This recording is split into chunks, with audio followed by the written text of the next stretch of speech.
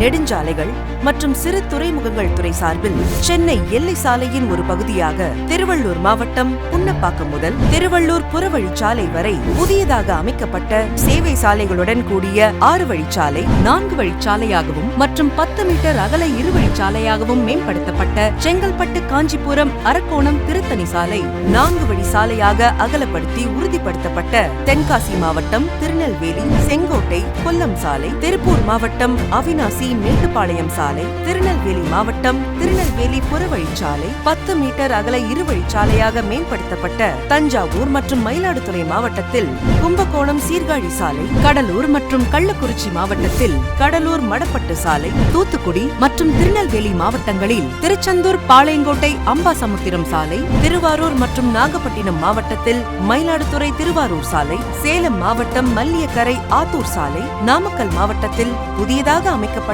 திருச்செங்கோடு புறவழிச்சாலை மற்றும் திருச்சிராப்பள்ளி மாவட்டம் உன்னியூர் மற்றும் கரூர் மாவட்டம் நெரூர் இடையே காவேரி ஆற்றின் குறுக்கே அமைக்கப்பட்ட உயர்மட்ட பாலம் என மொத்தம் ரூபாய் 4813.92 கோடி மதிப்பீட்டில் கட்டி முடிக்கப்பட்ட பாலம் மற்றும் சாலைகளை திறந்து வைத்து ரூபாய் 113 கோடி திட்ட மதிப்பீட்டில் மயிலாடுதுறை நகரத்திற்கு புதிய புறவழிச்சாலை அமைக்கும் பணிக்கு அடிக்கல் நாட்டிய மாண்புமிகு தமிழ்நாடு முதலமைச்சர் அவர்களுக்கு நெஞ்சார்ந்த நன்றியை தெரிவித்துக் கொள்கிறோம்.